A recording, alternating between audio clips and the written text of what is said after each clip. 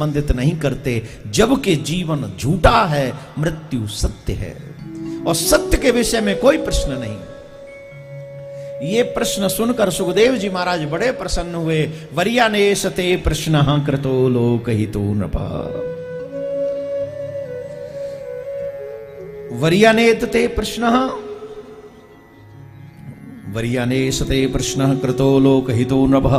आत्मवित् संबतः पुंसां श्रोतव्यादिशयुः परः। धन्य है राजन, तुमने जो प्रश्न किया है जन कल्याण के लिए, ये अद्भुत प्रश्न है और इस प्रश्न को जन कल्याण के लिए आपने किया है। याद रखिए, एक अपने लिए किया जाता है कोई कर्म, एक सबके लिए किया जाता है कर्म। जो परोपकार के लिए कोई कर्म किया जाता है वो परोपकार श्रेष्ठ कर्म कहा जाता है। अपने लिए जो कहा किया जाता है वो तो ठीक ही है, लेकिन परोपकार के लिए, चाहे प्रश्न हो, कर्म हो, कोई प्रयास हो, परोपकार के लिए किया जाए वो सर्वश्रेष्ठ कर्म होता है। बोलो राधे राधे, जोर से बोलो।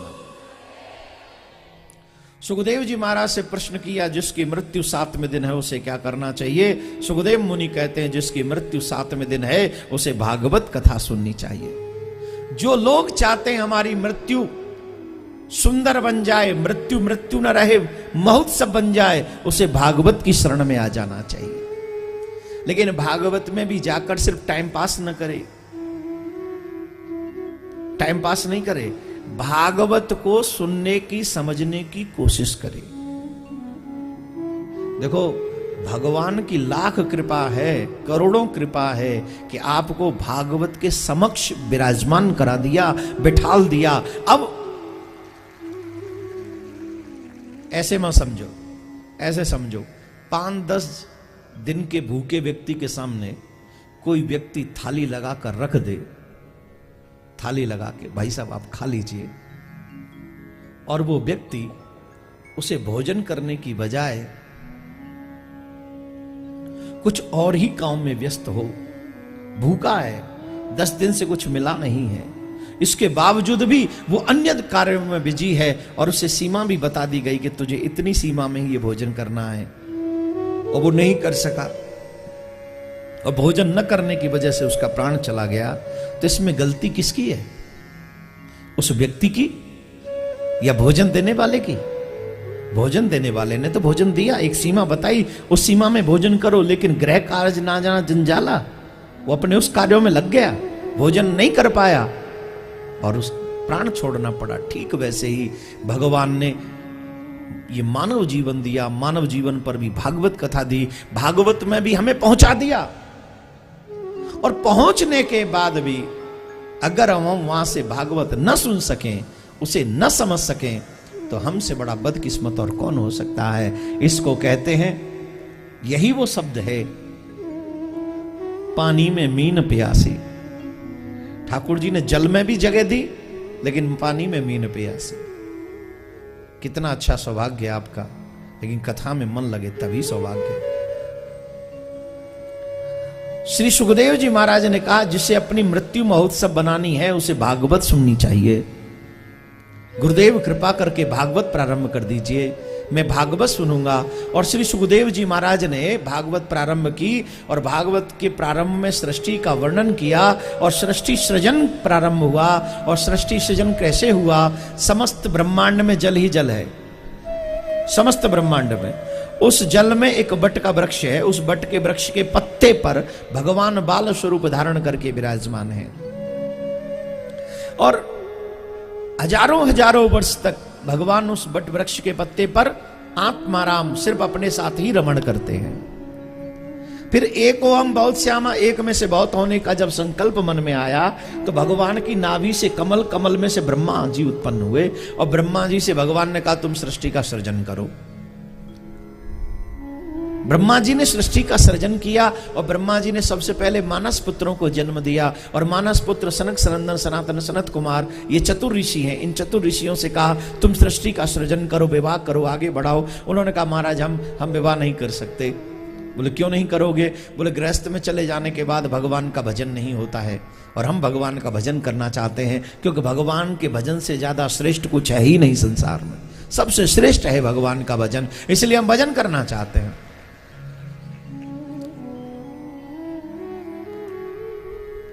बहुत से लोग कहते हैं अभी तो हमारे खेलने कूदने की उम्र है, अभी क्या भजन भजन लगा रखा है आपने, क्या भजन करेंगे? किसी बच्चे से कहो भजन करो तो वो कहेगा अभी हमारी खेलने कूदने की उम्र है, भजन करेंगे? कब करोगे? बोले थोड़े दिन और रुक जाओ, फिर थोड़े और बड़े हुए, बोले अब करो भजन। अरे कमाल करते हो, पढ़ने लिखने की उम्र है कि भजन की उम्र है? चलो भाई पढ़ लो लिख लो, और बड़े हुए अब तो भजन करो। अरे महाराज अभी नई नई शादी हुई है, आपको भजन के पीछे पड़े हो आप? चल भाई घूम ले फिर ले, कौन सा है या क्या देखने जाते हैं लोग?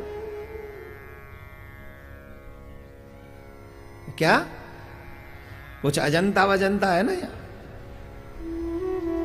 कुछ अजूबों में शामिल है ना, ये है ना? गए हो देखने? नहीं, हमने नहीं देखा अभी तक। चलोगे हमको दिखाने? कोई चलेगा? कौन चलेगा?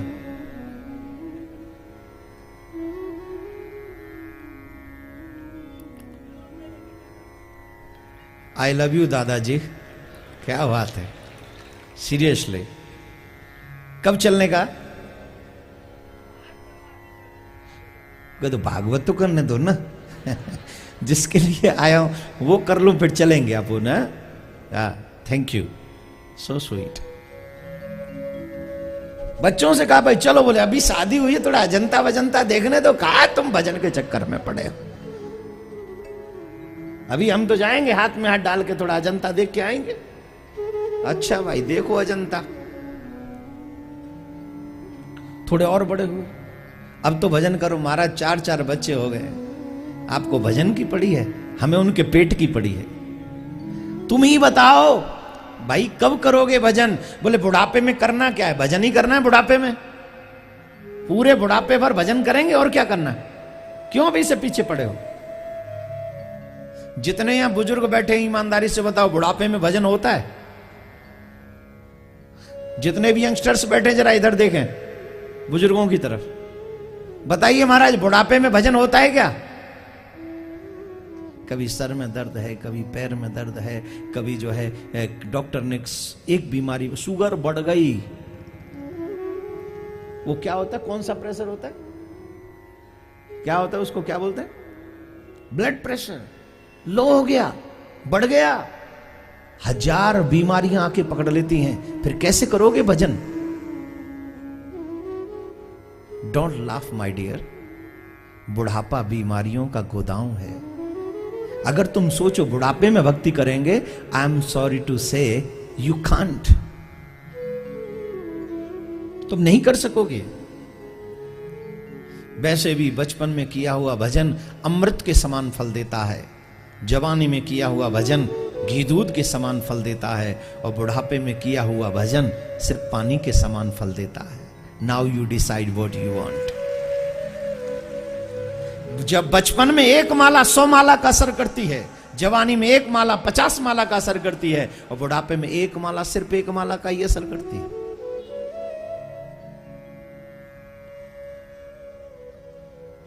बहुत सरल भाषा में अगर मैं कहूं तो आप सबने सुना होगा, बच्चे मन के, जोर से बोलो, बच्चे मन के भगवान को लगते, बिगाड़ दिया तो सब बिगाड़ दिया, बट जो हम कहें वो सुनो, बच्चे मन के सच्चे भगवान को लगते अच्छे। क्यों? बचपन में मन में कोई मैल नहीं होता, इसलिए अगर व्यक्ति को भगवान से लड़ना हो ना तो बोल देता है बचपन में। देखो ये बात ठीक नहीं है, नामदेव जी महाराज की पूरी कथा आप सब जानते हैं। नामदेव जी के पिताजी को बाहर जाना था, नामदेव जी छोटे थे, उन्होंने कहा भाई देखो मैं जा रहा हूं, थोड़ा लड्डू गोपाल जी की पूजा ढंग से करना, दूध पिलाना ठाकुर जी को, भोग लगाना। बोले ठीक है। नामदेव जी चले गए, नामदेव जी के पिताजी चले गए। अब नामदेव जी के बारे उनको भोग लगाना था। अब उनको ये लगे कि जैसे हम लोग दूध पीते वैसे ये पीते होंगे। दूध का पात्र लेकर नामदेव जी भगवान के आगे बैठ गए, कहे महाराज दूध पियो। भगवान तो नहीं आए।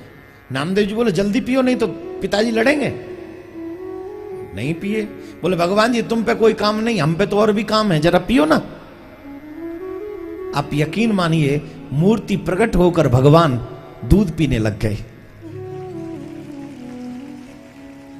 भगवान दूध पीने लग गए। क्यों? क्योंकि भगवान को सरलता पसंद है। भगवान को ये बचपन का जो मन है वो बहुत पसंद है। जिसका मन सरल है भगवान उसके पास दौड़े चले जाते हैं। इसलिए बचपन में किया हुआ भजन बहुत फल देता है। जितना जल्दी हो सके भगवान का भजन प्रारंभ कर देना चाहिए।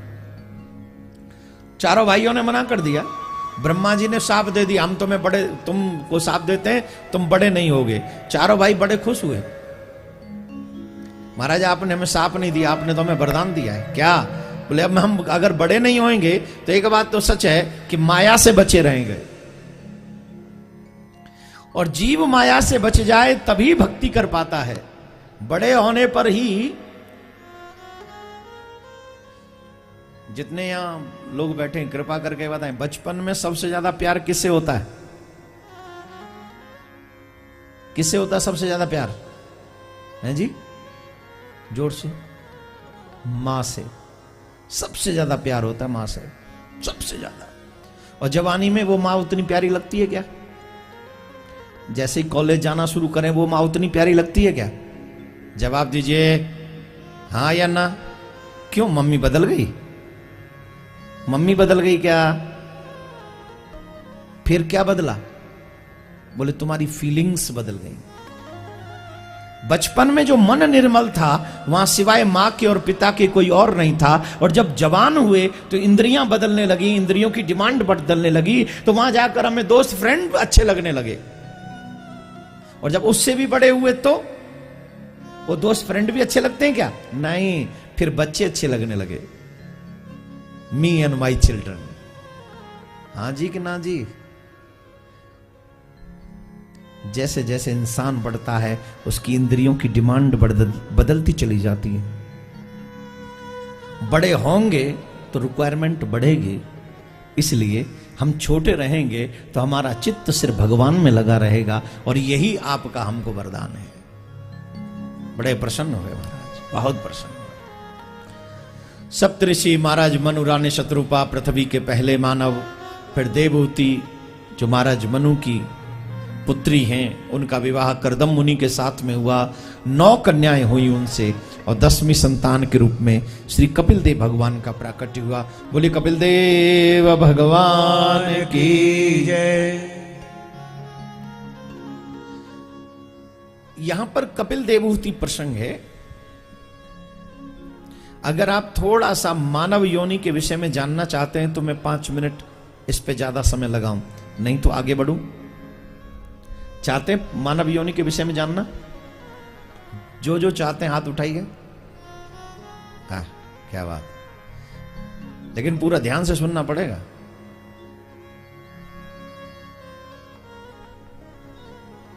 हमको नहीं पता मानव जीवन का उद्देश्य क्या है।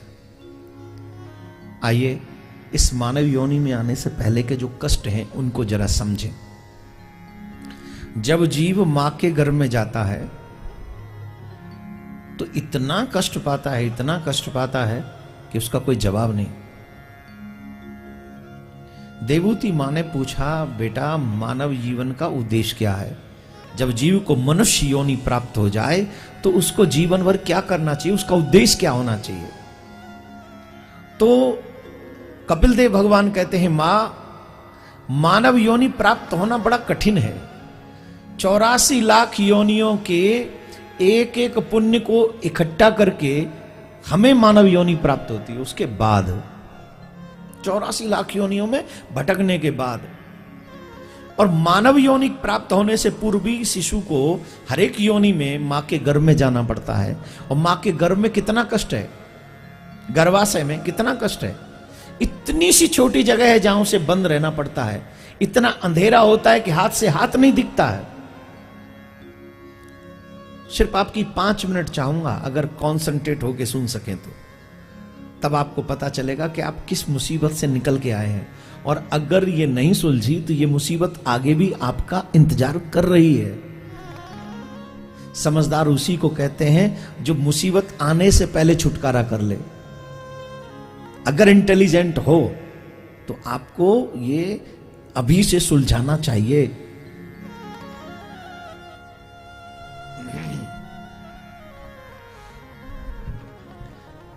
मां जब शिशु गर्भ में जाता है तो छोटे से उस स्थान में जहां उसे हाथ से हाथ भी नहीं दिखता, घोर अंधकार होता है वहां, और शुरुआती मंथ्स में इतना दुख पाता है कुछ पूछो ही नहीं। शुरुआती मंथ्स में सिर्फ वो मांस का एक लोथड़ा होता है, सिर्फ एक मांस का लोथड़ा, उसके ऊपर कुछ नहीं। कभी आपकी उंगली कटी है क्या? कटी है कभी उंगली? उस कटी हुई उंगली पे नींबू, नमक, मिर्च या कोई शैम्पू, साबुन लगा है? लगा तो होगा। उंगली कटेगी तो हाथ धोओगे, हाथ धोओगे तो साबुन लगेगा, शैम्पू उस समय क्या फील करते हो आप? अच्छा या बुरा है? अब किस पे लगने से एक बुरा फील हुआ? जब हमारे ऊपर की ये चर्म, स्किन, खाल हटती है, मांस पर जब ये कोई वस्तु लगती है जाके तो वो दर्द करती है। और शुरुआती मंथ्स में ये पूरी जो स्किन है ये होती नहीं है, वहां मांस का एक लोथड़ा होता है। और उस समय मां नमक, मिर्च या कुछ भी तीखा खाती है तो वो डायरेक्ट बच्चे के बदन को चुभता है जाके, और वो चीखे मार मार के रोता है, चिल्लाता है, मुझे बचाओ, मुझे बचाओ, मुझे बचाओ, लेकिन उसकी आवाज गर्भ में कोई नहीं सुनता है। और इसीलिए शुरुआती मंथ्स में ही, जिसको आजकल एक शब्द है इंग्लिश में सब लोग बोलते हैं, मिसकैरेज, अधिकांश बच्चे की मृत्यु शुरुआती मंथ्स में ही होती है। क्यों? क्योंकि वो बच्चा सह नहीं पाता उन दर्दों को, उन वेदनाओं को, उस कष्ट को वो बच्चा सह नहीं पाता है। वो चीखता है, चिल्लाता है, लेकिन उसकी आवाज वहां कोई सुनने वाला नहीं होता। और छोटे छोटे कीटाणु भी होते हैं जो उसे वहां नोचते रहते हैं। मम्मी तो खुश है, मैं मम्मी बनने वाली हूं, लेकिन उस बच्चे से पूछो उस पे भीतर क्या बीत रही है। और ये उस बच्चे की कहानी नहीं, ये हम सब की स्टोरी है, हम सब की। हम सब इसी मुसीबत से निकल के आए हैं। कंडीशन और भी विचित्र है। कभी कभी मां का मलमूत्र भी बच्चे के मुंह में चला जाता है। मैं आपसे एक बात पूछूं, आपके सिल्लौड़ का कचरा जहां पर डाला जाता हो और मैं आपसे कहूं कि आप वहां आधा घंटा जाके बैठिए, आप बैठेंगे? बैठेंगे? क्यों? क्यों नहीं बैठेंगे? अरे महाराज वहां गंदगी, हम कैसे बैठ सकते हैं वहां पे? हम नहीं बैठ सकते, कचरा पड़ा हुआ है, शहर का, सारे शहर का कचरा है, हम वहां बैठेंगे? और सबसे गंदगी क्या है? मलमूत्र। कचरा तो फिर भी स्मेल दे रहा है, लेकिन हम मां के गर्भ में क्या है? सबसे गंदा क्या है? इस संसार का सबसे बड़ा गंध क्या है? बोले मलमूत्र सबसे गंदा है। आपने 9 महीने कहां काटे हैं? कहां काटे हैं वो 9 महीने आपने? अभी तो आपका फेस बेस, आपका शरीर बड़ा ब्यूटीफुल है, आए कहां से हो? उसी मलमूत्र के गोडाउन में रहते थे तुम लोग। और अभी भी नाक पे मुंह रखने की, हाथ रखने की जरूरत नहीं है। 24 घंटे उस मलमूत्र के गोदाम को अपने साथ लेके घूमते हो। पेट रख के नहीं आए अपना घर में, अभी भी आप ही के साथ है। ऊपर से नखरे करते हो, हम तो ऐसे, हम तो ऐसे। गंदगी का गोडाउन, डस्टबिन कहीं का। अब बजा ताली, बजा। जब भी शीशे के सामने जाके दर्पण देखा करो ना, तो एक बार पेट को भी देखा करो, तुझ में क्या है पूछा करो। बोले सिर्फ गंदगी का godown, you are dustbin only. कैसी शर्म आ रही ना। ओ माय गॉड, महाराज आज क्या सुना रहे हैं? ये सुना रहा हूं कि 9 महीने रहे वहां पे, उसी मलमूत्र में, और सीधे नहीं, उल्टे रहे, सर नीचे पैर ऊपर। चलो, बहुत प्यारा है ना तुमको रुपया, बहुत लव करते हो ना पैसे से। ये जो बल्ली लटक रही है ना, उल्टे लटक के, उल्टे लटक के, 12:15 पौने 2 घंटे बचे हैं कथा में, लटक के कथा सुनो। 5 लाख रुपया दूंगा पौने 2 घंटे के, लटको चलो। 5 लाख दूंगा, चाहे जजमान से उधार लेके देना पड़े, बाद में दे दूंगा जजमान को, प्रॉमिस दे दूंगा। और ऐसा भी नहीं है, अपुन का इतना चलता है महाराष्ट्र में, 5 लाख तो कोई भी दे देगा हमको। कौन कौन दे सकता है उधार 10 दिन के लिए? ये देखो कितना लोग तैयार है। तो 25 हो गया टोटल, तो कई लोगों ने हाथ उठाया, ज्यादा तो करोड़ तक पहुंच जाएगा मामला। उधारी देंगे, ये परमानेंट नहीं। चलो, मैं 5 लाख रुपया दूंगा, उल्टा लटक के कथा सुनो। Is it possible? सुन पाओगे? नहीं। और इसे मजाक मत समझना, जो उल्टा लटक के सुनेगा पौने 2 घंटे, बच गया तो मैं 5 लाख दूंगा। It's true. और व्यासपीठ पे बैठ के कह रहा हूं तो ये कोई मजाक नहीं होगा। यहां तुम पौने 2 घंटे नहीं लटक सकते, और मां के पेट में उल्टे 9 महीने तक लटके रहे। कितने महीने? 9 महीने। और तुम्हारी ये जो फैमिली है, किसी ने भी तुम्हारी कोई हेल्प नहीं की थी वहां। तब तुमको और हमको सिर्फ एक की याद आई थी, हे भगवान इस नरक से हमको निकाल दो, हे भगवान आप हमें इस नरक से निकाल दो। भगवान ने कहा चल मैं तुझे निकाल भी दूं, व्हाट्स माई प्रॉफिट? मेरा प्रॉफिट क्या है? बोले भगवान आप तो भगवान हो, हम आपको क्या प्रॉफिट दे सकते हैं? पर यह सच है महाराज, अगर आप हमें निकाल दोगे तो आपका बड़ा उपकार होगा। भगवान ने कहा हम तुम्हें निकाल देंगे, नो डाउट कि हम तुम्हें निकालेंगे, लेकिन एक प्रॉमिस करो। ध्यान से सुनेंगे, 2 मिनट कॉन्सेंट्रेट कीजिए अपने आप को। ए माता जी धरिए ना मोबाइल को, अरे राम राम राम है। जब तुम ऐसा करोगे तो बच्चे तो मोबाइल को खाएंगे ही बैठ के। यहां तुम यूज करो, वो खाएंगे।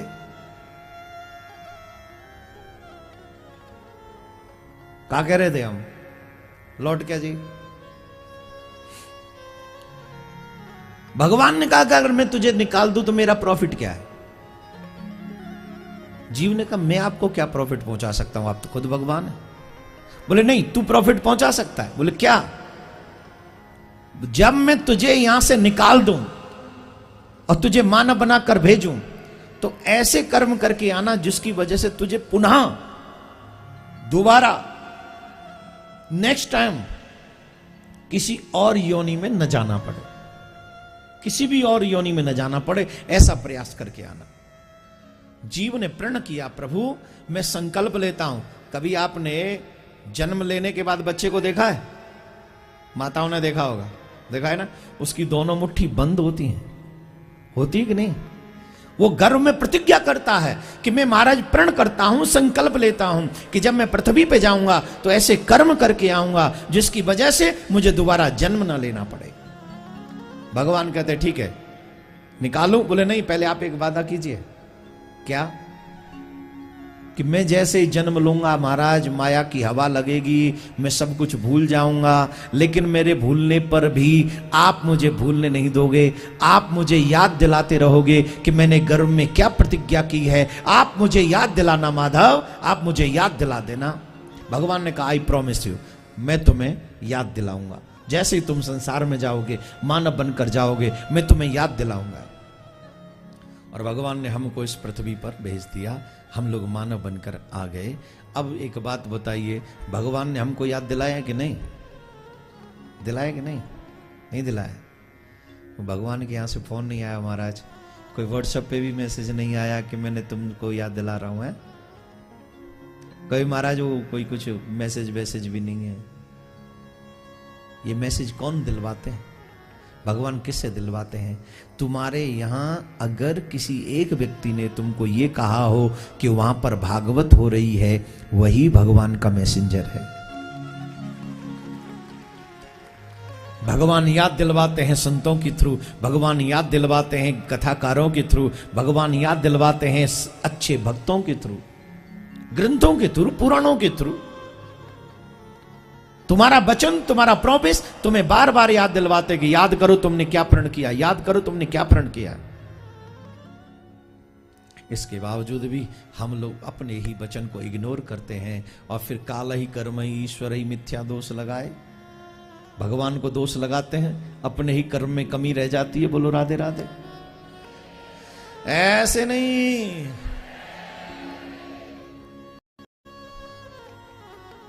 मानव जीवन का उद्देश्य एकमात्र ईश्वर की प्राप्ति है। खाना, कमाना, सोना, संतान उत्पन्न करना, ये काम तो पशु भी कर लेते हैं, लेकिन भजन वो नहीं कर पाते हैं, ईश्वर की कथा वो नहीं सुन पाते हैं, दूसरों की सेवा वो नहीं कर पाते हैं, मंदिर वो नहीं जा पाते हैं, बड़ों का आदर वो नहीं कर पाते हैं। जो काम हम कर सकते हैं वो काम वो नहीं कर पाते, इसीलिए वो पशु हैं और इसीलिए हम मानव हैं। एक बात और ध्यान रखें, अगर मानव होकर भजन न करें, अगर मानव होकर मंदिर न जाएं, अगर मानव होकर बड़ों का आदर न करें, अगर मानव होकर हम कथा सत्संग में न जाएं, तो आई एम सॉरी नहीं, काहे की सॉरी, समझ लेना हम पशुओं से भी बुरे पशु हैं, हम इंसान नहीं हैं। रामायण में कितना स्पष्ट प्रमाण है, जिन हरि भगत हृदय नहीं आनी, जीवित सब समान सो प्राणी। जिन शरीरों में मानव योनि प्राप्त करने के बाद जिनकी आत्माएं भगवान की भक्ति स्वीकार नहीं करती हैं, वो मानव नहीं, वो जिंदा नहीं, वो मुर्दे के समान है। जो भगवान की भक्ति न करे वो जिंदा नहीं है, वो मरा हुआ है, वो पशुवत है। जो लोग भगवान से पृथक हैं वो पशु हैं, मानव होकर भी पशु हैं। वो पशु 4 पांव वाले हैं, ये पशु 2 पांव वाले हैं। भगवान ने कितना ब्यूटीफुल टाइम दिया है तुमको, ह्यूमन लाइफ दी है। It's not simple thing my dear. Human life बहुत इजी नहीं मिलती है, लेकिन आपको मिली है, आप उसका सदुपयोग कर सकते हैं। दुरुपयोग तो सब कर ही लेते हैं। तो कपिल देव कहते हैं, मानव जीवन का एकमात्र उद्देश्य है ईश्वर की प्राप्ति। ज्ञानी बनकर मोक्ष प्राप्त करे, भक्त बन के भगवत प्राप्ति करे, यही मानव जीवन का एकमात्र उद्देश्य है, गोल है, एम है। दूसरी बात, जीवन भर क्या करना चाहिए? बोले जीवन भर भगवान को मनाने की कोशिश करना चाहिए। अब ये बात तो समझ में नहीं आएगी, हम समझाते हैं दूसरे तरीके से, बड़े इजीली समझ में आ जाएगी। जीवन भर पति पत्नी क्या करते रहते हैं? पत्नी का पूरा जीवन पति को मनाने में ही निकल जाता है। आपको जो पसंद है वही वस्त्र पहनेंगे, आपको जो पसंद है वही भोजन बनाएंगे, आपको जो पसंद है उसी स्थान पे जाएंगे, आपको जो पसंद है उन्हीं लोगों से बात कर। देखो पत्नी का नाम सुनते कितने अटेंशन आ गई, वाव, और सुनाइए महाराज। और भगवान के नाम पे गुममुत क्या हम भगवान को मनाएं? ये है पशुवत बुद्धि। लेकिन फिर भी समझो, ऐसे ही समझ सकते हो तो ऐसे समझो जैसे पूरे जीवन भर पत्नी क्या करती है। आपको जो पसंद है वो वस्त्र पहने, आपको जो पसंद है उस जगह पे जाएं, आपको जो पसंद है उन्हीं लोगों से चर्चा करें, आपको जो पसंद है वैसी वाणी का प्रयोग करें। पूरे जीवन भर एक पत्नी अपने पति को मनाने की और यही सेम थिंग पति की भी होती है। किस किस के पति ऐसा करते हैं जो मैंने अभी बोला? जहां आपको पसंद है वहां ले जाएं, जो आपको पसंद है बोलें, जो आपको पसंद है वही खाना खाएं, जो आपको पसंद है वो मतलब उसी जगह पे, मतलब किस किस के पति ऐसा करते हैं? हाथ उठा के बताओ।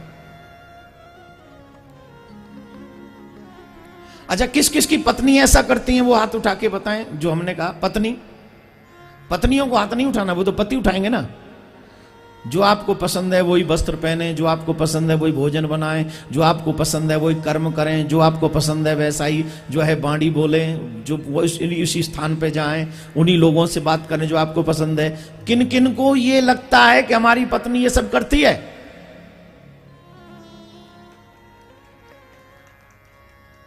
तुम क्यों ताली बजा रही हो? तुम्हारा प्रोजेक्ट नहीं, तुम्हारा क्वेश्चन नहीं, क्वेश्चन उनका है। लेकिन गजब की बात, जब पतियों के लिए हाथ उठवाया गया तो सिर्फ एक हाथ उठा इतनी बड़ी जनता में, और पत्नियों के लिए जब बुलवाया पूछा गया तो कम से कम 5 हाथ उठे हैं। इसका मतलब है कि पत्नियों के परसेंटेज ज्यादा हैं आज्ञा मानने वाले, अच्छाई के। आप तो बिल्कुल ही मत बजाइए, फोन लेके बैठी हो आप, इसलिए आपसे ताली नहीं बजती है। लेके बैठी रहो, आएगा आपके पतिदेव का फोन। वो नहीं कर रहे, खुश हो रहे होंगे, अच्छा है गई कथा में, बढ़िया है, अब आराम से काम करूंगा। और वो तो सोच रहे होंगे कथा लंबी चले। सच्ची बता रहा हूं मैं, जिन जिन की पत्नियां आई हैं, इसीलिए पतियों की संख्या कम है। देखो इधर, बोले पत्नी कथा में जाएं तो बढ़िया है, फंद कटा। लेकिन पत्नियां भी कितनी चालाक है, यहां बैठी बैठी भी फोन कर लेती, क्या कर रही हो। किया था अभी माता जी ने, मैंने देखा एग्जैक्टली, फोन किया था, कहां हो, कथा में भी बैठ के चैन नहीं है तुझको, वहां से भी इंक्वायरी कर रही मेरी, राधे राधे बोलना पड़ेगा। कह रही है तो माता जी के चेहरे पे मुस्कुराहट आ गई, आपके पे आ गई। व्यासपीठ ने आपको थोड़ी देर के लिए हंसने का मौका दे दिया, वरना ये जालिम संसार कहां हंसने देता है। हंसने देता है? आपकी हंसी देख के उसका ब्लड प्रेशर बढ़ जाता है, ये हंस क्यों रहा है, ये खुश क्यों है, इतना हैप्पी क्यों है। आए महाराज जालिम है, तेरी खुशी देखकर उनको टेंशन होती है साहब। चलो आइए लौट के वहीं। कहने का अभिप्राय है, जैसे पति पत्नी एक दूसरे के लिए हमेशा इस प्रयास में रहते हैं कि उनको जो अच्छा लगे वही हम करें, वैसे ही भगवान के भक्तों को जीवन पर्यंत, कौन कौन भगवान से मिलना चाहता है, कौन कौन अपने जीवन को सही माने में सफल बनाना चाहता है मानव योनि को। जो झूठा हाथ उठाए गए तो फिर मेरे को भी तो पता ही तेरा नेचर है ना, तो झूठे लोग तो ना ही उठाएं तो आई एम हैप्पी। सच्चे लोग हाथ उठाएं, सच्ची बताओ कौन कौन जीवन सफल करना चाहता है, पक्का नीचे करो। जो व्यवहार मैंने अभी पति और पत्नी के लिए बताया, वैसा ही व्यवहार आप अपने भगवान के लिए कीजिए। मैं दावे से कहता हूं आपका जीवन सफल हो जाएगा,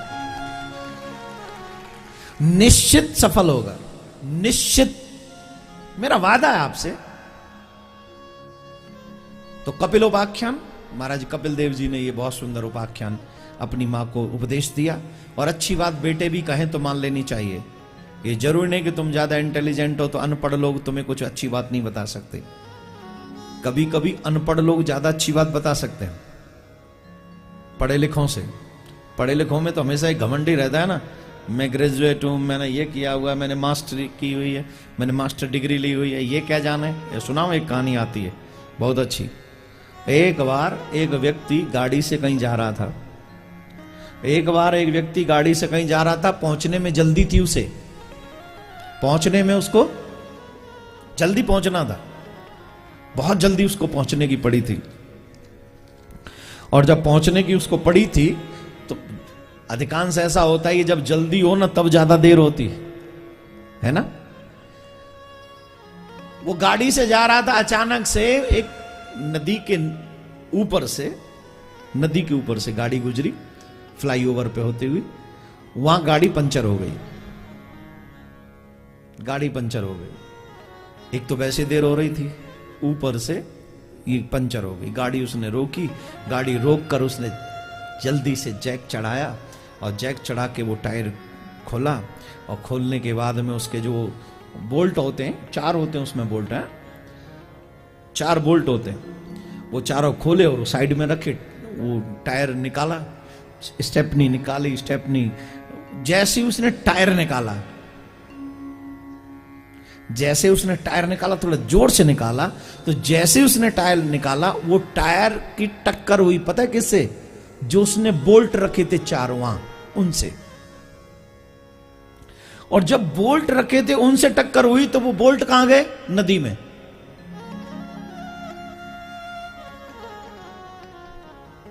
वो जो बोल्ट थे वो कहां गए? बोले नदी में गिर गए।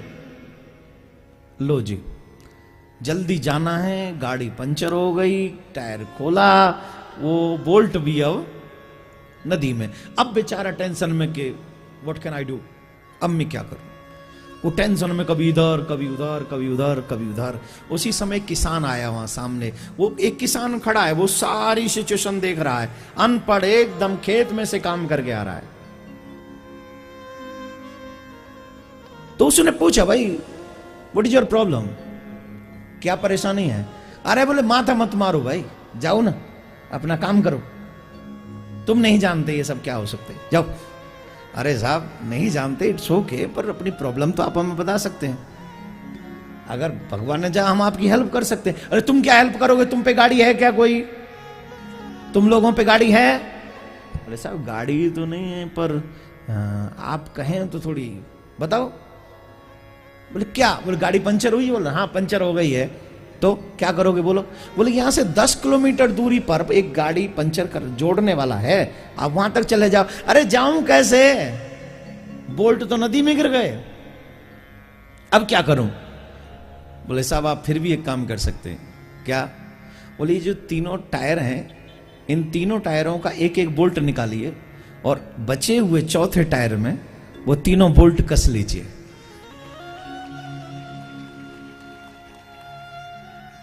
और 10 किलोमीटर गाड़ी ले जाइए, वहां जाकर अपना पंचर जुड़वा लीजिए।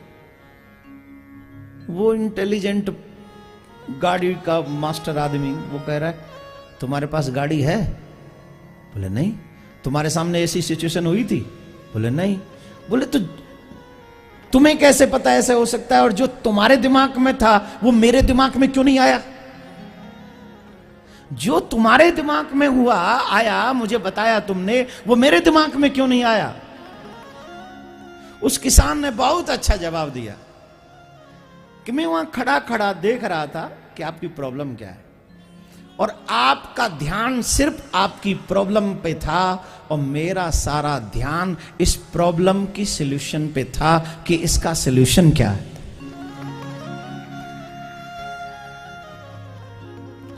Don't be problem oriented, always be solution oriented. अपना फोकस, अपना ध्यान सिर्फ प्रॉब्लम पे मत रखो, प्रॉब्लम की सॉल्यूशन क्या है, उसका निवारण क्या है, उसको दूर कैसे किया जा सकता है, उसका सॉल्यूशन क्या है, उस पे ध्यान दीजिए। ध्यान तो वही है ना, आप चाहे उसे प्रॉब्लम पे लगा दो, चाहे उसके सॉल्यूशन पे निकाल दो। तो साहब जो चीजें कभी कभी बड़े लोग नहीं जानते, वो छोटे छोटे लोग भी उन समस्याओं का हल कर सकते हैं। इसलिए हमारे संत महात्मा कहते हैं कभी किसी को छोटा नहीं समझना चाहिए, कभी किसी की इंसल्ट नहीं करनी चाहिए। न जाने कब कौन से समय पे तुम छोटे हो जाओ और छोटे लोग कब बड़े हो जाएं, या तुम कब छोटे लोगों की तुम्हें जरूरत पड़ जाए, इसमें कोई दो राय नहीं है। इसलिए राधे राधे बोलना पड़ेगा। अच्छी बात बेटा भी बताए तो मान लो, बुरी बात पिता भी कहे तो मत मानो। अच्छी बात पिता भी कहे, बेटा भी कहे तो मानो, एक्सेप्ट करो ना, क्या बुराई है? भगवान न जाने कब किसके दिमाग में अच्छा विचार दे दे, तुम कोई ठेका थोड़ी लेके आए हो सारे अच्छे विचारों का, किसी को भी दे सकता है।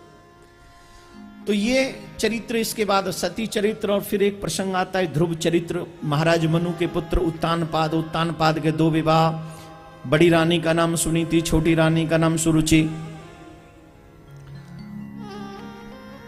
सुनीति के पुत्र ध्रुव और छोटी रानी के पुत्र हैं सुरुचि के उत्तम। सुनीति तन से सुंदर नहीं है, वो मन से सुंदर है, और सुरुचि तन से सुंदर है, मन से सुंदर नहीं। अब बताइए संसार को कैसे लोग पसंद है, तन से सुंदर कि मन से सुंदर? फर्स्ट एंड सेकंड, जोर से बोली। तन से सुंदर पसंद है कि मन से? हैं? ए भाई रुको एक मिनट, कैसे? तन से सुंदर किस किस को लोग पसंद है, और मन से सुंदर किस किस को पसंद है? झूठे लोग हाथ उठाइए ना, क्या बुराई? टोटल 100% झूठ है। हमको मन से लोग बहुत पसंद है, जिनका मन अच्छा हो। I love it. हो रियली जी, वाह, थैंक यू। चलो अभी लो डिस्कस करते हैं। आप अपने बेटे के लिए बहू ढूंढने के लिए गए, और आपका बेटा ऐसा है जैसे एकदम वाइट, जैसे बाबूजी ने एकदम टोपी पहनी हुई है वाइट, ठीक वो कलर आपके बेटे का है, बहुत हैंडसम है। और आप जिस लड़की को देखने के लिए कि वो मन से बहुत सुंदर है, रोज भजन करती है, बड़ों का आदर करती है, ये समझो साक्षात लक्ष्मी है, साक्षात। कभी ऊंचा स्वर में बात नहीं करती अपने बड़ों के आगे, लेकिन थोड़ी सी भगवान ने मिस्टेक कर दी उसके कलर में। उसका कलर ऐसा है जैसे ये मेरे माइक का ऊपर ऊपर वाला। अब बताइए, चले चले हैं जी? क्या पूछ ले आप, हमारे घर पे ही आ गए। ऐसे कोई पूछते, इसीलिए कहते झूठ मत बोलो, जो मन में नहीं हो जुबान पे नहीं होना चाहिए। आजकल के व्यक्ति टू फेसेस पीपल है, समाज में दिखने को कुछ है और अंदर कुछ है, वो नहीं होना चाहिए। मेरे ठाकुर को वो लोग पसंद है जो घर के भीतर भी वैसा ही, घर के बाहर भी वैसा ही। पसंद करना है तो एक करो ना, जिसका मन पसंद है वो, उसका रंग कोई भी हो, मुझे वो ही पसंद है। और सब तन पसंद है तो फिर तन ही पसंद है, काहे मन के पीछे पड़े हो। इस संसार में एक संत ने बहुत अच्छा भजन लिखा, देख लिए तेरे दुनिया वाले, मुख जिनके उजले मन उनके काले। जो वाइट फेसेज होते हैं ना, उन पे कभी फिदा मत होइएगा, अंदर बहुत डार्क है, बहुत डार्क है माय डियर। देख लिए तेरी दुनिया वाले, मुख जिनके उजले मन उनके काले। होके दुखी मैंने तुमको पुकारा, इस दुनिया में मुझे भेजना दोबारा। लेकिन जो संत भक्त लोग होते हैं वो तन से पसंद नहीं करते, अपितु मन से जो सुंदर है उनको पसंद करते हैं। आप सबसे मेरा एक निवेदन भी है, जो श्रोता यहाँ बैठे हैं, आपने अभी तक का अपना सारा समय पूरा तन की सफाई पर दिया है। साबुन लगाते हो तन की सफाई के लिए, वो परफ्यूम वर्फ्यूम लगाते हो तन की सफाई के लिए, और श्रृंगार करते हो तन की सफाई के लिए, कपड़े पहनते हो तन की सुंदरता बढ़ाने के लिए, और जो है क्या नाम है वो क्रीम ब्रीम भी लगाते हो तन की सुंदरता के लिए। इन सब चीजों का डी एंड क्या है? तन की सुंदरता का डी एंड है मुखाग्नि, चिता में स्वाहा। लेकिन मैं आपसे एक और बात पूछूं, कभी आपने अपनी आत्मा की सुंदरता बढ़ाने का प्रयास किया है? किया है? आपकी आत्मा अगर सुंदर बन जाए तो कोई अग्नि ऐसी नहीं है जो उस आत्मा तक पहुंच सके और उसे जला दे और उसे राख कर सके। कोई अग्नि ऐसी नहीं, कोई अग्नि ऐसी नहीं जो तेरी आत्मा को जला सके माय डियर। आपने इतना इन्वेस्ट तन की सुंदरता के लिए आज तक किया है, आत्मा की सुंदरता पर भी अगर थोड़ा बहुत इन्वेस्टमेंट करें। और ये जो आप कर रहे हैं ना यहां बैठ के, ये आपकी आत्मा की सुंदरता का एक कर्म है। ये जो यहां बैठ के कथा सुन रहे हैं आप, 3 दिन हो गए आज आपको मेरे साथ बैठे बैठे। किस किस को लग रहा है कि हमारे मन में भी कुछ परिवर्तन हो रहा है ये कथा सुन सुन के? जिन जिन को लग रहा हो वो याद उठाए। देखो इससे अब आपकी आत्मा पे असर हो रहा है कि नहीं? हो रहा है कि नहीं? क्यों हो रहा है? क्योंकि आप प्रयास कर रहे हो। आप यहां आओगे नहीं तो प्रयास क्या होगा? आप यहां बैठ के कथा सुनोगे नहीं तो प्रयास क्या होगा? और जिन लोगों ने भी अगर हाथ नहीं उठाए हैं, यहां पे 2 ही बात है, या तो आपको मेरी बात समझ में नहीं आई इन 3 दिन की, या फिर आपने मन से कथा नहीं सुनी। मन से सुनोगे तो भी परिवर्तन होगा, और या फिर मेरी बात नहीं समझी, समझने की कोशिश की होती तो भी परिवर्तन होगा। पहली बात मन से सुनो, दूसरी बात समझने की कोशिश करो। महाराज उत्तानपाद की पत्नी सुनीति, जिनके प्रति स्नेह ज्यादा नहीं है महाराज उत्तानपाद का, उन्हीं के पुत्र, और छोटी रानी से बहुत अटैचमेंट है उनकी। छोटी रानी जो कहे सो होता है। एक दिन 5.5 साल के ध्रुव खेलते खेलते अपने पिता की गोद में जाकर बैठ गए। पिता सिंहासन पर बैठे थे, और जब छोटी मां ने देखा कि मेरी सौत का बच्चा मेरे पति की गोद में जाकर बैठ गया, तो उनको बुरा लगा, और उन्होंने उस बच्चे को हाथ पकड़ के नीचे उतार लिया। नीचे उतरो। ध्रुव से कहा कि तुम इस गोद में नहीं बैठ सकते, अगर तुमको इस गोद में बैठना है तो उस परम पिता से प्रार्थना करो कि वो तुम्हें मेरी कोख से जन्म दे, और जब तुम मेरी कोख से जन्म लेके आओगे तभी तुम अपने पिता की गोद में बैठ सकते हो, अदरवाइज नहीं। बालक ध्रुव रोते हुए अपनी मां के पास में गए, मां सुनीति के पास में, और सुनीति ने अपने बच्चे को रोता हुआ देखा। मां अपने बच्चे को दुखी नहीं देख सकती, इसीलिए उसे मां कहते हैं। बच्चे ही कपूत हो जाते हैं जो अपनी मां के प्रति वफादार नहीं होते। मां तो अंतिम समय तक यही चाहती है कि मेरे सारे जीवन के सुख मेरे बच्चे को मिल जाएं और मेरा बच्चा कभी दुखी ना हो।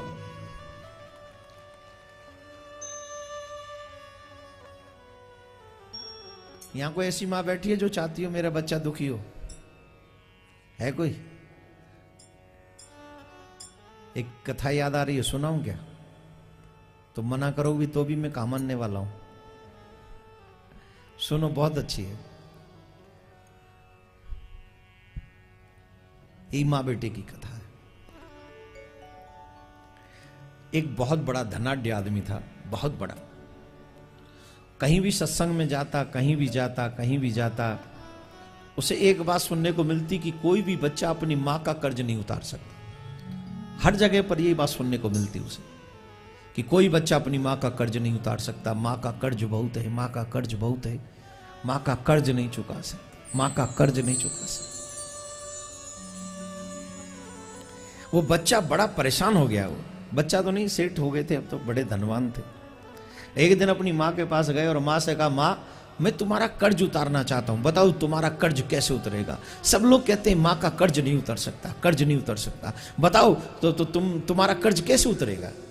मां ने कहा, मैंने कब कहा कि मेरा कर्ज तुझ पे है? मैं तो नहीं चाहती तू मेरा कर्ज उतारे, ना मेरा कोई कर्ज है। बोले नहीं नहीं, सब लोग कहते हैं मां का कर्ज है, मां का कर्ज है, मैं तुम्हारा कर्ज उतारना चाहता हूं, बताओ कैसे उतरेगा? मां ने कहा, तू सच्ची में मेरा कर्ज उतारना चाहता है? बोले हाँ। बोले एक काम कर, आज रात तू मेरे साथ ही सोना। बोले ठीक है। जिद करके बैठ गया कि आज रात को मां का कर्ज चुकाना, चाहे कुछ हो जाए। बैठा रहा, मां सो गई। अब सोच रहा सोते सोते मां तो सो गई, मैं कैसे कर्ज चुकाऊं? ठीक है, मैं भी सो जाता हूं, मां सो गई। तो वो जैसे ही सोया, मां जग गई।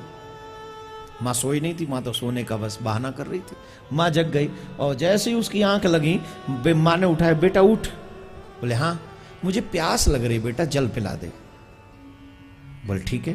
वो गया ये सोच के आज मां का कर्ज चुकाना है, कुछ बोलना ही नहीं, जो मां कहेगी वही करना है।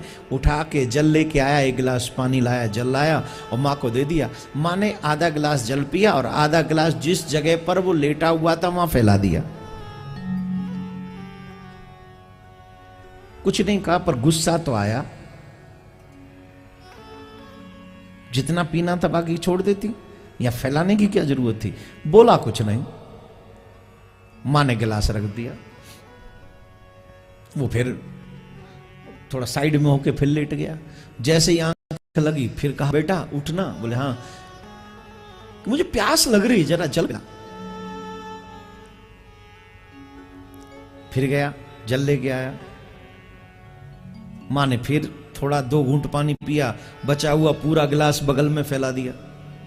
जहां भी साइड पे लेटा हुआ तो वहीं फैलाया। अब उसे, मां ये फैला क्यों रही? बेटा गलती हो गई, फैल गया।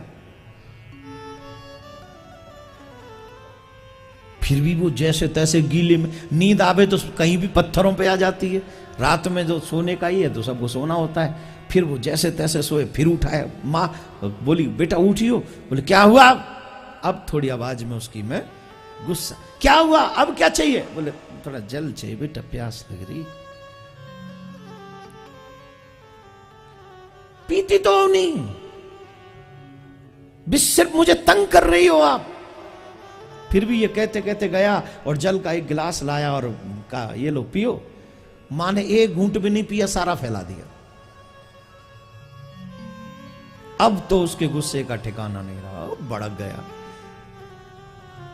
आप सिर्फ मुझे तंग कर रही हो, आप सिर्फ, मैं आपकी कर्ज चुकाना चाहता हूं, इसलिए आप मुझे परेशान मुझे सोने नहीं दोगी तुम जानबूझ के मुझे तंग कर रही हो।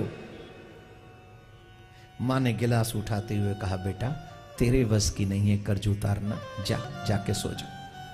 क्यों नहीं है मेरे बस में? क्यों नहीं मेरे बस में? क्यों नहीं उतार सकता?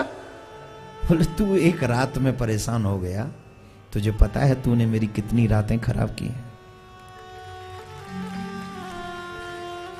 तू सिर्फ एक रात में परेशान हो गया। आजकल की मॉडर्न मम्मियों की बात नहीं कर रहा हूं मैं माय डियर। आजकल की मॉडर्न मम्मियां तो वो डायपर, क्या बोलते, डायपर क्या होता है, वो बांध देती हैं, सो जा, सुबह उठ के देखेंगे क्या क्या किया तूने। पहले मम्मियों के पास सुविधा नहीं थी। रात में कितनी बार मलमूत्र त्यागते थे। मां उस गीले में खुद सोती थी और सूखे में अपने बेटे को सुलाती थी।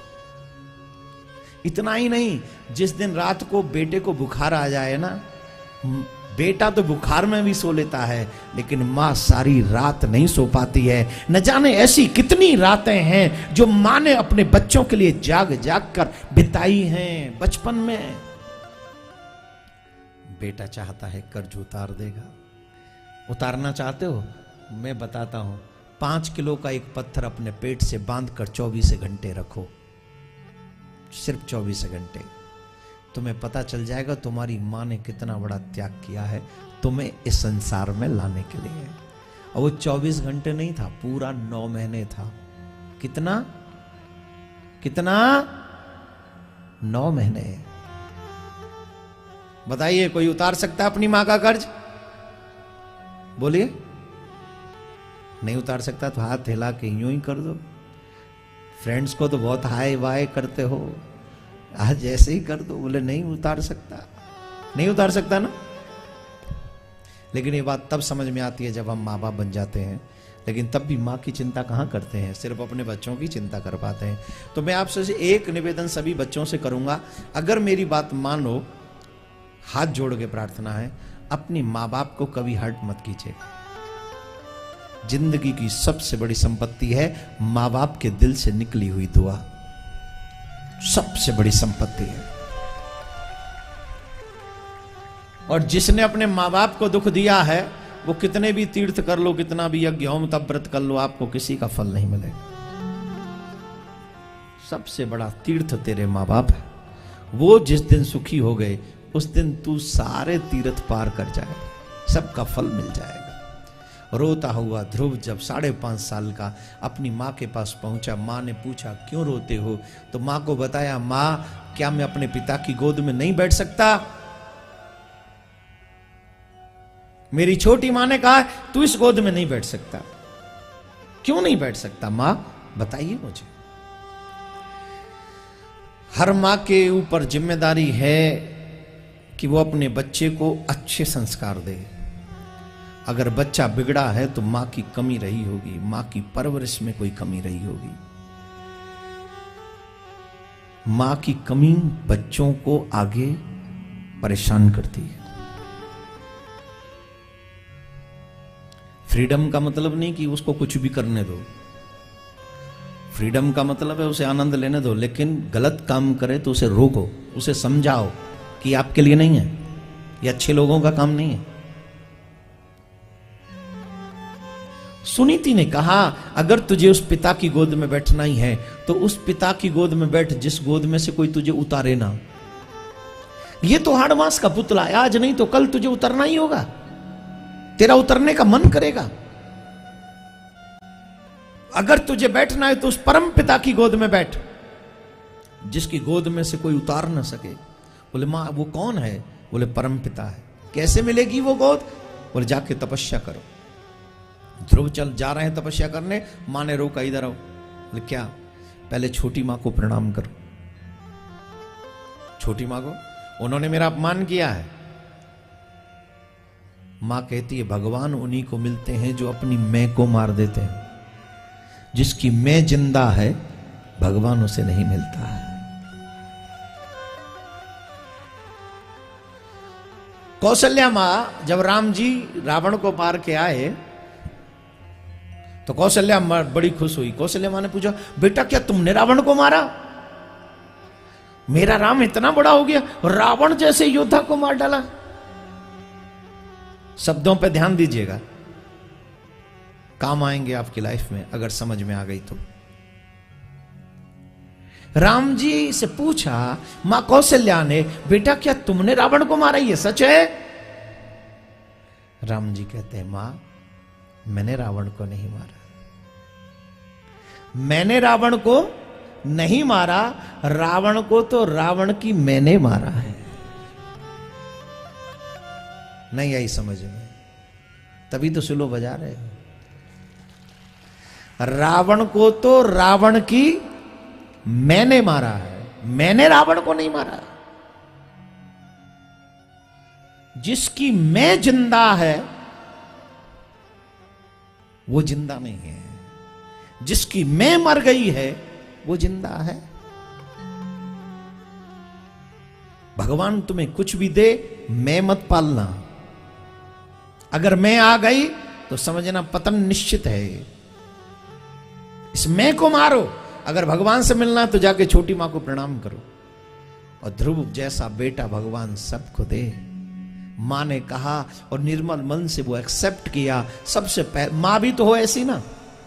आजकल की मां होती तो क्या कहती, सुन के आ गया, सुना के नहीं आया, चल मैं चलती हूं तेरे साथ, मैं देखती हूं मेरे बच्चे को हाथ कैसे लगाए उसने। पर सुनीति ऐसी नहीं। सुनीति ने कहा चल मेरे से, जाके उनको प्रणाम करो, तुम्हारी मां है वो, स्टेप मदर, सौतेली मां। ध्रुव जी ने जाके प्रणाम किया उनके चरणों में। आपकी विनम्रता आपके शत्रुओं को हरा सकती है। आपके शत्रु भी परास्त हो सकते हैं आपकी विनम्रता से। सुरुचि के मुख से भी निकल गया, जा तुझे भगवान मिले। जो अपने बेटे के बारे में सोचती थी वो आज सुनीति के बेटे को आशीर्वाद दे रही है, जा तुझे भगवान मिले। निकल गया सत्य। आपका झुकना बहुत कुछ आपको प्राप्त करा देता है। आपकी अकड़ आपसे बहुत कुछ छीन लेती है। झुकना तो इंसान की शान होती है, अकड़ मुर्दे की पहचान होती है। तो अकड़ना नहीं, झुकना। अब बिना गुरु के तो गोविंद मिलते नहीं। बिन गुरु ज्ञान न उपजे, बिना गुरु के ज्ञान नहीं होगा, बिना गुरु के मंत्र नहीं मिलेगा। और जब तक मंत्र ना हो तब तक गोविंद नहीं मिलेंगे। क्या करें महाराज? अब बालक तो चल दिए वन की तरफ, लेकिन जब भगवान को कृपा करनी होती सारे साधन इकट्ठे होते चले जाते हैं। जब भगवान को कोई काम करवाना है तो ढूंढना भी नहीं पड़ता, अपने आप मिलता है। चले और जब जा रहे थे तो मार्ग में देवर्षि नारद मिले और देवर्षि नारद ने आकर उनको मंत्र दिया, ओम नमो भगवते, कौन सा? ओम नमो भगवते वासुदेवा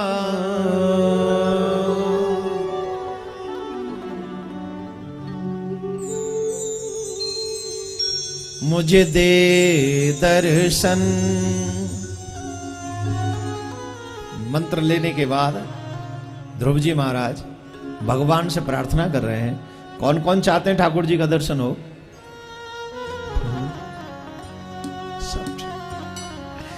सब बैठे बैठे दर्शन कर लेना चाहते हैं, है ना? दोनों हाथों से मस्ती में ताली बजाइए और ठाकुर जी से, अरे आप कहां खड़ी हो गई, कहां जा रही हो? नृत्य कर रही थी तो भजन तो गाने दीजिए, पहले रिदम तो शुरू होने दीजिए। इन भक्तों को पता है कौन कौन टीवी पे सुनते रहे। हाय हाय, इतने लोग सुनते रहे। मुझे दे दर्शन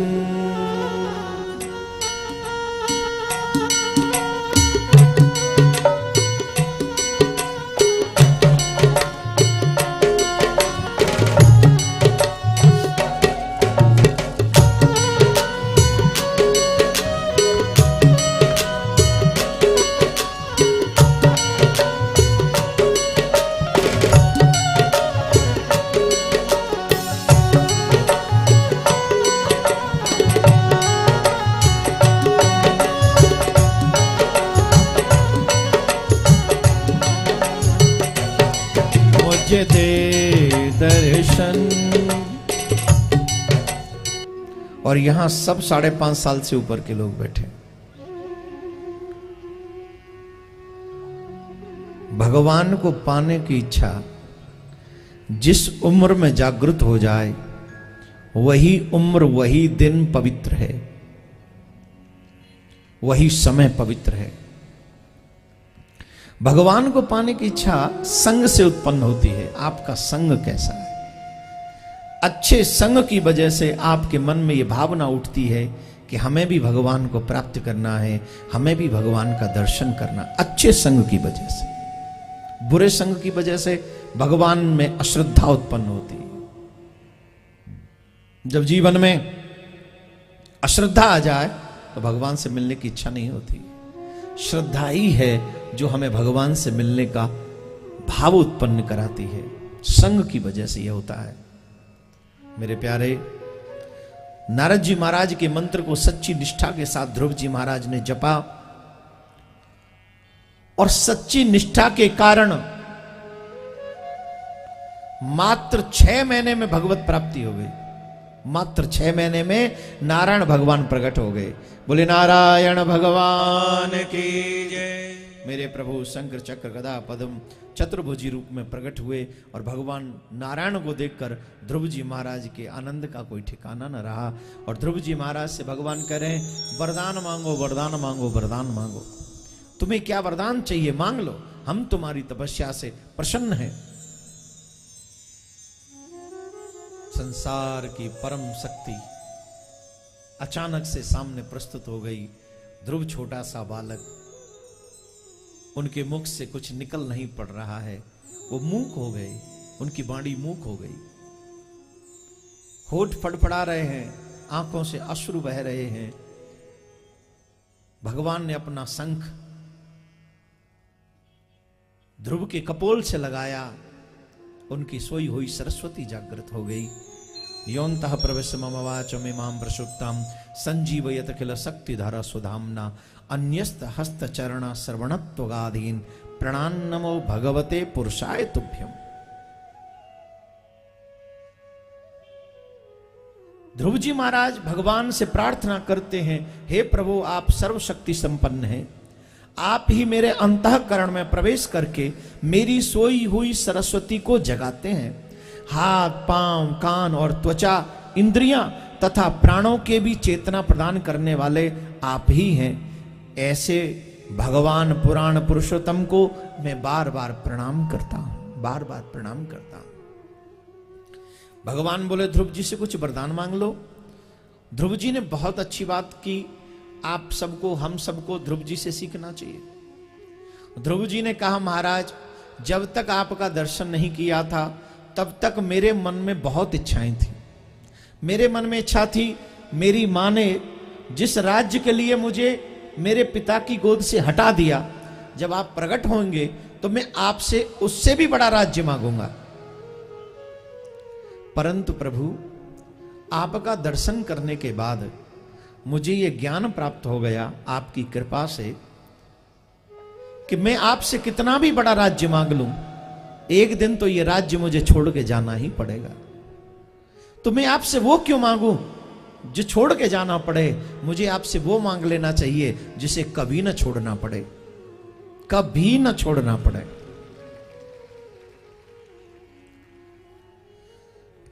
हल्के मन से, पवित्र मन से छोटी सी एक चीज सोचिए। आपने आज तक कुछ ऐसा कमाया है जो अंतिम में भी आपके साथ चल सके? है कुछ ऐसी वस्तु आपके साथ? कुछ एक आध कोई ऐसी वस्तु, कोई कपड़ा, कोई गहना, कोई पैसा, कोई ऐसी वस्तु जो अंतिम समय जब ये दुनिया छोड़ के हमको जाना पड़े तो ये हमारे साथ चल सके? कुछ भी नहीं। ये छोटा सा बालक भगवत दर्शन करने के बाद समझ गया, मैं आपसे वो क्यों मांगूं जो यहीं रह जाए? मुझे आपसे वो मांगना है जो मेरे साथ चले। भगवान बोले, क्या चाहते हो? बोले, मुझे अपने चरणों की भक्ति दे दीजिए, इसके अलावा कुछ नहीं चाहिए। प्यारी साध संगत जी, आपको एक बात बताएं, भगवान से आप संतान मांगते हो उनके लिए बड़ी बात नहीं है। भगवान से आप धन मांगते हो, भगवान के लिए कोई बड़ी बात नहीं है। भगवान से आप परिवार मांगते हो, वो भी बड़ी बात नहीं है। भगवान से आप काम धाम मांगते हो, ये बड़ी बात नहीं है। आप अपने शारीरिक सुख के लिए कुछ भी चीजें मांगते हो, ये उनके लिए बड़ी बात नहीं है। ये तो भगवान के धाम में कूड़ा करकट है। जैसे आपके घर में कोई आए, भाई साहब आपके यहाँ रद्दी पड़ी हुई हमको दे दो, अरे ले जाए, आप बहुत परेशान कर रखा, ले जाओ। लेकिन आपसे कोई आपके घर की तिजोरी की चाबी मांगे तो आप दोगे? तिजोरी की चाबी तो छोड़िए, आपसे कोई कहे कि आप कहीं बाहर पार्टी में हैं और आपका कोई जानकार कहे भाई साहब जरा घर का चाबी देना, अपने घर का चाबी, दोगे? दोगे क्या? पागल हो गया? बोल काम क्या बता ना। अरे सब बस जा रहा, देख के आना आपके घर में वो इंटीरियर क्या क्या लगा रखा है आपने। तो मैं जब हूं ना तब आना ना भाई, चाबी क्यों मांग रहे तू? दोगे नहीं ना? नहीं दोगे ना? भगवान के यहाँ रद्दी वद्दी का ही काम है ये, मुझे जो है ना मकान दुकान बेटा बेटी हार व्यवहार परिवार ये सब रद्दी है। लेकिन भगवान के घर की जो तिजोरी है उसकी चाबी है भक्ति।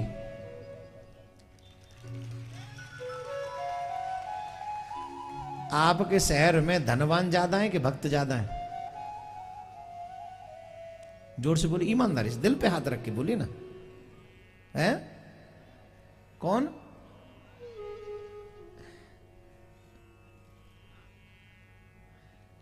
पूरे महाराष्ट्र में अगर ढूंढने से सच्चा एक भक्त मिल जाए ना तो समझना नामदेव जी की कृपा है। ये हम तो यूं तो हम सभी भक्त हैं, लेकिन सच्चा भक्त अगर कोई एक भी मिल जाए पूरे महाराष्ट्र में तो समझना ये महाराष्ट्र चली उसकी भक्ति पे रहा है। भक्त होना आसान नहीं है। कथा सुन लो, मंदिर चले जाओ, हो गई भक्ति। ये तो भक्ति का मार्ग है। भक्ति तो बहुत दूर है। और भक्ति जिसको भगवान देता है एक क्षण भी उसे अकेला नहीं छोड़ता ठाकुर जी।